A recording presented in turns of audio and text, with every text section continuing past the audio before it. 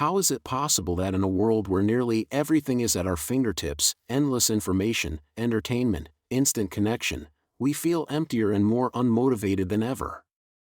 If you're drowning in this paradox, you're not alone. It's not laziness or lack of willpower dragging you down, it's the constant noise of modern life drowning out your inner voice and disconnecting you from what truly matters. This video is your wake-up call to cut through that noise, find real meaning, and reignite the fire inside you. That's exactly the argument many modern thinkers are making, and it closely echoes the ideas of Viktor Frankl, the Austrian psychiatrist and Holocaust survivor. Frankl lost his entire family in Auschwitz and spent years surrounded by death, starvation, and cruelty. Yet somehow, he discovered a source of strength that didn't come from comfort or hope, but from something much deeper, meaning. According to Frankl, what drives us more than anything is a will to meaning. It's not the pursuit of happiness, success, or comfort that gives us life, it's our ability to find significance in what we're living through, especially in the most difficult moments. This insight casts a harsh light on the world we live in today. If real motivation comes from meaning, then what happens when society trains us to chase only pleasure and distraction? What happens to our minds when every tiny moment of stillness is filled with a video, every break hijacked by a notification, every silence drowned in digital noise? This video invites you to consider something different. Maybe you're not unmotivated, maybe you're just exhausted. Exhausted from running after goals that don't belong to you. Exhausted from scrolling through content that offers nothing real. Exhausted from living in a state of constant mental clutter. In that context, a lack of motivation isn't a flaw, it's a sign. A signal that something vital has been lost in all the noise. And that's exactly what we're going to explore, how constant overstimulation is breaking down our ability to find real purpose, how silence, stillness, and even discomfort, things we now avoid at all costs, can actually lead us back to ourselves, and how the wisdom of someone who survived the darkest chapter of history still holds power in the chaos of our modern lives. If you've ever felt stuck, worn out, or frozen, even when you know exactly what you should be doing, this video is for you. Because maybe your soul isn't defeated. Maybe it's just trying to tell you, it's time to come home. The human brain wasn't built to handle the non-stop flood of stimuli that defines modern life. Over thousands of years, it evolved to follow natural rhythms, cycles of activity and rest, focus and reflection, presence and quiet. But in just the past few decades, something has shifted dramatically. We now live in an age of constant stimulation, where even the briefest moment of stillness is filled with pings, glowing screens, synthetic sounds, and an endless stream of information all fighting for our attention. Time that was once meant for slowing down, to think, feel, or simply exist, is now seen as unproductive or wasted. Technology, rather than being a tool for awareness, has increasingly become a numbing agent for the soul. We scroll through endless content, not because it's meaningful, but because we can't stand the silence. We binge-watch shows, jump from video to video, devour the news at lightning speed, not to learn or grow, but to escape.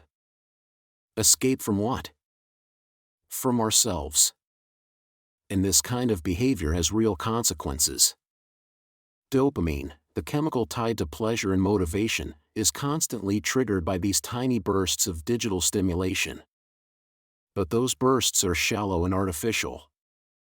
The more we rely on them, the more numb we become to the real, meaningful stimuli life has to offer.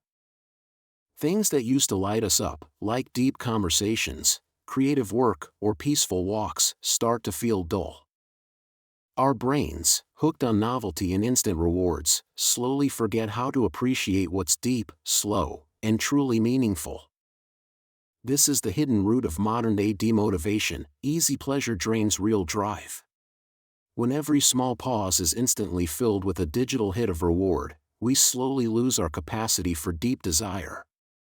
It's not that you don't want to change your life, it's that your brain's reward system is being hijacked by shallow stimuli that only imitate real accomplishment. And that leads us to an uncomfortable truth. If we're constantly running from boredom, aren't we also running from the questions that really matter? Because it's in the quiet, in the absence of distractions, that life's biggest questions start to surface. Viktor Frankl, reflecting on human suffering and the emptiness of modern life, warned that we've lost something crucial: the time to think, the courage to choose, and the freedom to find our own meaning. But that ability, to create meaning for ourselves, is exactly what gives us dignity as human beings. In the next part, we'll look at what happens when constant stimulation drains us mentally and emotionally. Why do our minds feel so depleted?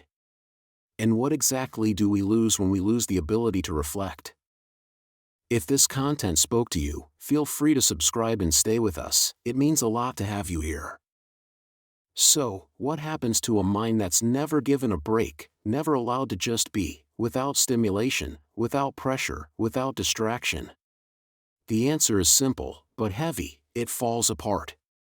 An overstimulated mind doesn't think, it just reacts. It doesn't reflect, it consumes. And little by little, it loses its most essential function, the ability to reflect. Reflection is more than just thinking. It's stepping back, watching, letting your thoughts settle, letting your feelings take shape, allowing your values to rise to the surface. It's in that space, the silence and stillness, where we start to understand ourselves, make sense of our lives, and reconnect with what actually matters.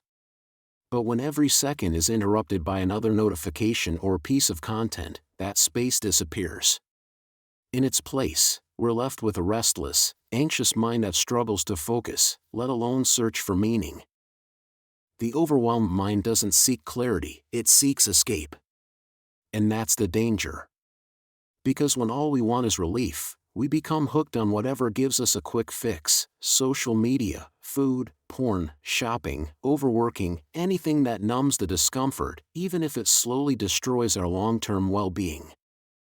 This is the trap: too much stimulation kills deep thought, and without deep thought, we're stuck in the same hollow routines, day after day. And it gets worse. The more drained we feel, the more disconnected we become from ourselves. Without time to reflect, we lose sight of our true emotions. We stop knowing what we really want. We can't tell what genuinely inspires us. We start living according to what's promoted, sold, or expected, not what's real or meaningful to us. A mind that never reflects becomes alienated from its core. And that disconnection is what fuels the thing we call demotivation. Because when we lose contact with our values, our feelings, and our most honest goals, even the smallest action feels forced and hollow. Motivation doesn't just appear out of nowhere, it's the result of being connected to yourself. And that kind of connection needs space, stillness, and silence. As Viktor Frankl put it, between stimulus and response, there is a space. In that space lies our power to choose our response. In our response lies our growth and our freedom. But what happens when that space disappears? When there's no gap between stimulus and response? When choice is replaced by automatic reaction? In the next section, we'll go deeper into this question and explore how, in a world of constant stimulation, what we call demotivation might not be a personal failure, but a silent cry for meaning. We often hear people say things like, "I feel stuck, I can't do anything," or "it's like something is draining me from the inside." These aren't just emotional reactions, they're signs. In a culture obsessed with productivity, performance, and constant achievement, feeling unmotivated is often seen as weakness, like something's broken inside you. But what if the truth is the exact opposite? What if apathy isn't a flaw, but a symptom of a sick system, a soul suffocating under superficiality? In that light, demotivation isn't failure, it's resistance. It's the quiet protest of a mind that can't keep chasing hollow goals and external rewards that promise joy but deliver emptiness. It's the inner collapse of someone who's spent too long living outwardly without ever turning inward. It's not that you don't want to act, it's that you're tired of acting without meaning. It's not that you're weak, it's that your energy has already been drained trying to fit into a life that doesn't feel like yours. Demotivation reveals something painful. We're trying to force movement when there's no purpose behind it. We're trying to relight a fire using fake fuel, and the soul knows. It knows when something's hollow, when we're just playing a part. That's when paralysis sets in, not from inability, but from disconnection. Picture a plant placed in poor soil and exposed to artificial light around the clock. It might survive, but it won't thrive. It'll be pale, fragile, and out of sync with its natural rhythm. That's what happens to the human mind when it's constantly bombarded with demands and stimulation, with no time to ground itself in stillness. In moments like that, demotivation isn't laziness. It's the body saying, stop. It's the soul whispering, it's time to come home. Frankl saw this with haunting clarity. When a person can't find deep meaning in life, he wrote, they distract themselves with pleasures. But distraction isn't fulfillment, and the emptiness always returns. Eventually, we realize the problem isn't lack of effort, it's lack of direction. What we need isn't more output, but realignment. This is where Viktor Frankl's thinking becomes vital. A man who endured unimaginable suffering in concentration camps, and yet came out with one of the most powerful messages of all, that real motivation doesn't come from comfort, but from purpose. In the next segment, we'll dive deeper into his philosophy, and see why the search for meaning is the only real cure for the modern soul's emptiness. During one of the darkest chapters in human history, Viktor Frankl endured the unimaginable, Auschwitz, Dachau, and other Nazi concentration camps. He witnessed humanity at its worst, people stripped of everything, their families, their dignity, even their identity. He saw human beings reduced to numbers, to survival machines. And yet, even in the middle of that horror, hunger, pain, death, he noticed something striking. Some people managed to hold on to a spark of life. Not because they were physically stronger. Not because they were luckier. But because they had something deeper, a reason to live. Frankl saw that those who had a clear purpose, something or someone to live for, were the ones who resisted total psychological collapse. He called this drive the will to meaning, and it became the foundation of his therapeutic approach, logotherapy. For Frankl, our core motivation as human beings isn't, as Freud claimed, the pursuit of pleasure. Nor is it the pursuit of power, as Adler believed. What drives us most deeply is the search for meaning. And when we lose that sense of meaning, we fall into existential emptiness, the same void many of us now cover up with endless distractions, toxic productivity, and overstimulation. What makes Frankl's insights so powerful is this: even in pain, meaning can be found. Even in suffering, we can choose dignity, resilience, and transcendence. Life never ceases to have meaning, he wrote, even in the face of unavoidable suffering. This directly challenges a core belief in modern society, the idea that we must feel good in order to function, that we must be in the right mindset to take action. Frankl flips that idea on its head. Often, it's through meaningful action that we rediscover our strength. Purpose isn't a luxury, it's a basic human need. And once you see that, everything changes. Because if motivation depends on meaning, then losing motivation doesn't mean you're weak, it means you're disconnected from what really matters. And that disconnection only grows when we build our lives around empty goals, status, likes, approval, appearance. Instead, Frankl encourages us to ask a different kind of question, not how can I have more energy? But what makes it worth getting up in the morning? Not how can I be more productive? But what truly moves me? As he said, he who has a why to live can bear almost any how. And that why doesn't have to be something big. It could be a child, a personal mission, an ideal, or even a simple task, as long as it's lived with authenticity. What matters is that it's real. That it comes from within. That it connects you to something bigger than just the next moment. But how do we rediscover that meaning in a life overwhelmed by noise, pressure, and distraction? How do we create space for something deeper to emerge? That's what we'll explore next: the power of silence, stillness, and discomfort as doorways back to a more purposeful, grounded life. In today's world, where stillness is almost seen as dangerous, even mentioning silence can feel like blasphemy. Silence forces us to face what we've been avoiding: the noise inside, messy thoughts, buried pain, uncomfortable questions. And yet, it's precisely in that uncomfortable space where the path back to what truly matters begins. Modern life has trained us to fear emptiness. We're restless in moments of waiting, uneasy when we're alone, unsure how to simply exist. But that emptiness, the space untouched by stimulation, isn't a flaw. It's an opening. A quiet invitation to slow down, to reflect, to recenter. Because only when the noise fades do we begin to hear our own inner voice. Only when the clutter clears can the truth rise to the surface. Frankl once said that life demands a response from us. But to respond, we first have to listen. And in this overstimulated world, listening, real listening, has become a lost art. We're so bombarded by information, opinions, and expectations that we've gone deaf to our own inner voice. And that voice? It doesn't shout. It whispers, in the quiet gaps between thoughts. You can only hear it when you create space for silence. Putting down the phone, declining one more task, saying no to what isn't essential, it might feel strange at first. But that discomfort isn't wrong. It's a sign you're waking up from autopilot. It's the first tremor of clarity. Because before motivation comes stillness. Before aligned action comes deep listening. And before purpose comes the willingness to face what you've been running from. Yes, silence can be unsettling. It can surface doubts, fears, and old wounds.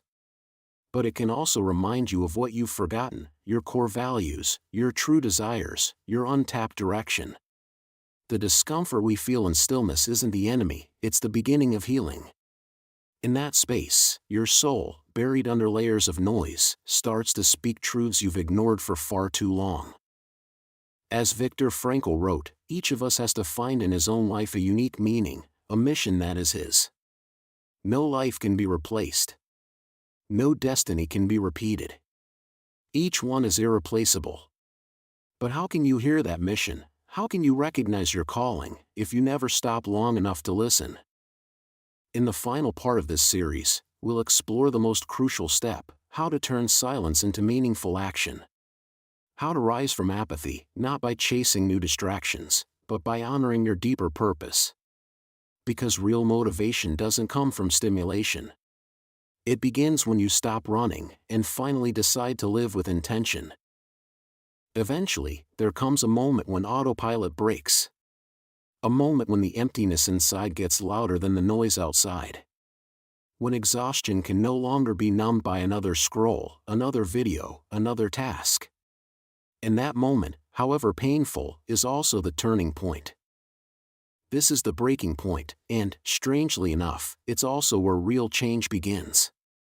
Because the moment we stop searching outside ourselves for what can only be found within, we finally start moving in the right direction. True motivation isn't loud. It doesn't show up with flashy promises or quick-fix solutions. It doesn't come from trying to impress others, chasing external success, or following someone else's expectations. It shows up when you reconnect with what's non-negotiable inside you: your core values, your forgotten dreams, your raw, honest truth. It's a quiet, steady force, a spark that, once lit, reshapes how you show up in the world. And the good news? It doesn't require heroics. You don't need to change your whole life overnight. It begins with something small, like turning down the noise, being honest with yourself, and having the courage to say, "This no longer serves me." It starts when you stop running in every direction and begin walking inward. Because it's in that inner space that purpose starts to take shape. That's where your actions shift, from duty to meaning, from impulse to intention, from escape to authentic expression. Demotivation isn't a weakness. It's a signal. A call to stop skimming the surface and return to what's real. A reminder to pause, to be present, and to start living with intention again. Viktor Frankl lived through unimaginable horror and came back with a powerful truth. Everything can be taken from a person but one thing, the last of the human freedoms, to choose one's attitude in any given set of circumstances, to choose one's own way. That freedom? You still have it, even now. And you can use it, right now, to stop living reactively and begin writing a new story. A story not driven by noise, but by purpose. If this video resonated with you, know that we're on this journey together, growing, learning, and finding meaning side by side. The journey doesn't end here, in fact, it's just getting started. So stick around, because each new video will take us further, and we'll continue to grow together. Let's keep moving forward, the best is yet to come.